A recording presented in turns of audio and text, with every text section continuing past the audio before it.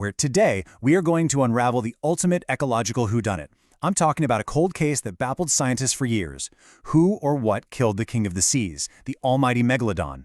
So grab your detective hats, because this is definitely not your typical crime scene, and the culprits, well, they are absolutely not who you'd expect. To really wrap our heads around this mystery, we first have to understand the sheer scale of the victim. Picture a massive beast roaming the oceans long after the dinosaurs were wiped out by that meteorite. We're talking a shark reaching over 60 feet in length. To put that into perspective, that is literally the length of an entire bowling lane. This wasn't just a big fish, it was an absolute titan that dominated every single corner of the prehistoric ocean. And the mass of this creature? Astounding. 50 tons. We are looking at a true, real-life sea monster. Imagine a fully loaded semi-truck driving down the highway, and you're getting close to its weight. And not only did it have all this immense bulk, but it also possessed the strongest bite in the history of the world. I mean, nothing that crossed its path or picked a fight with it swam away unscathed. It was the undisputed apex predator. On top of that, it was essentially a living tooth factory.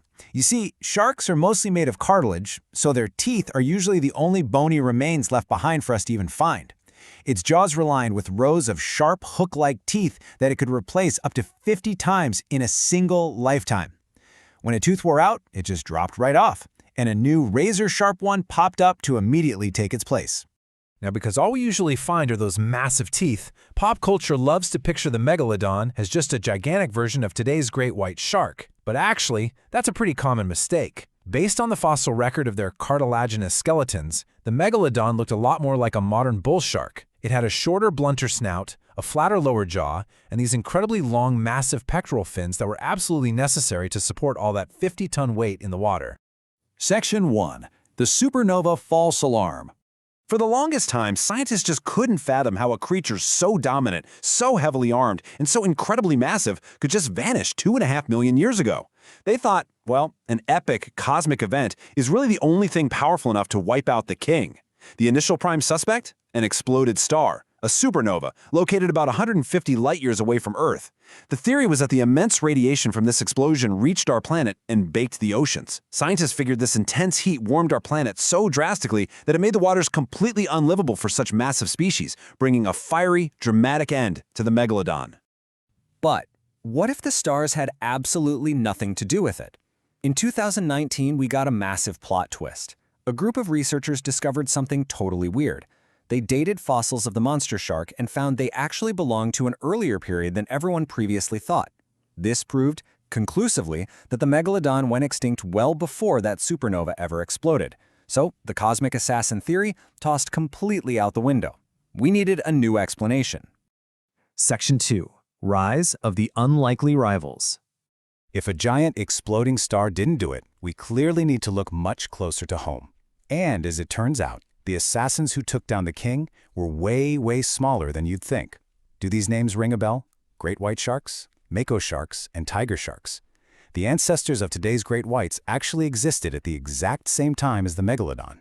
At its peak, the Megalodon seemed totally untouchable, but these smaller, highly evolved sharks quietly became its most fierce, unexpected competitors for everyday food. It was a classic David versus Goliath scenario. The Megalodon had amazing raw power, relying entirely on brute force to hunt massive prey. But, with great size comes great clumsiness.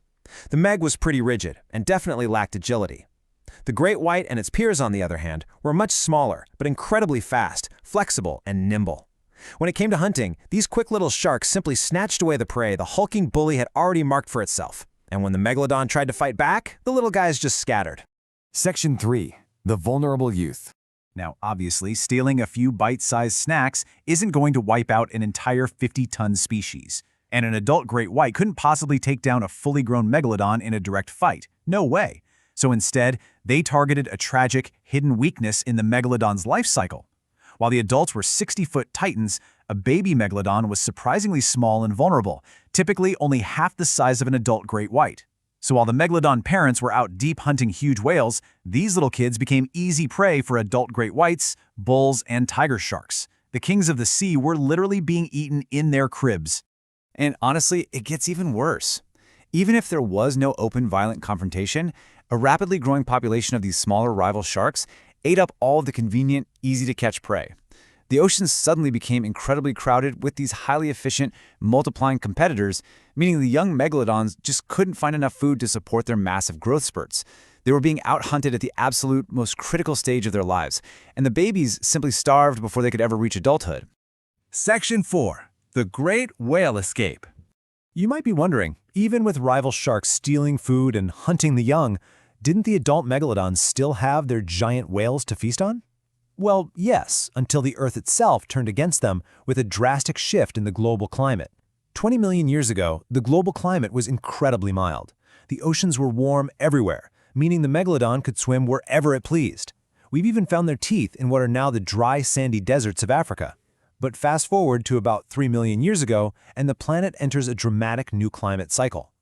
Glaciers begin forming in the north, and the global oceans start drastically cooling.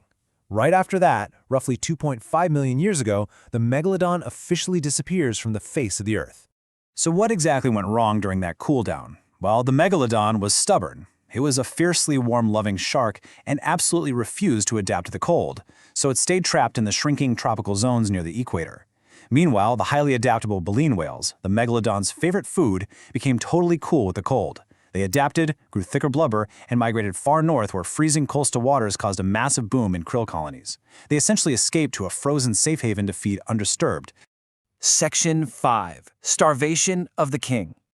Trapped in a shrinking warm-water prison near the equator, with its primary giant prey evacuated to the poles, the ocean's greatest monster faced a terrifying reality. It wasn't a single cataclysmic space event, but a perfect, tragic storm. Here is the ultimate recipe for extinction. Step 1. Your primary food source, the massive whales, migrates to freezing waters where you refuse to go. Step 2. Agile, smaller competitors steal whatever remaining small prey is left in your tropical waters. And Step 3. Your highly vulnerable young are either hunted down by those rival sharks or simply starved to death. The main dish vanished, nimble rivals ate the scraps, and the next generation never even stood a chance. Which brings us to the final thought of this explainer. If survival is entirely about adaptation rather than just brute strength, which untouchable apex predators of today might be tomorrow's megalodon? It's a truly fascinating realization about the delicate balance of nature.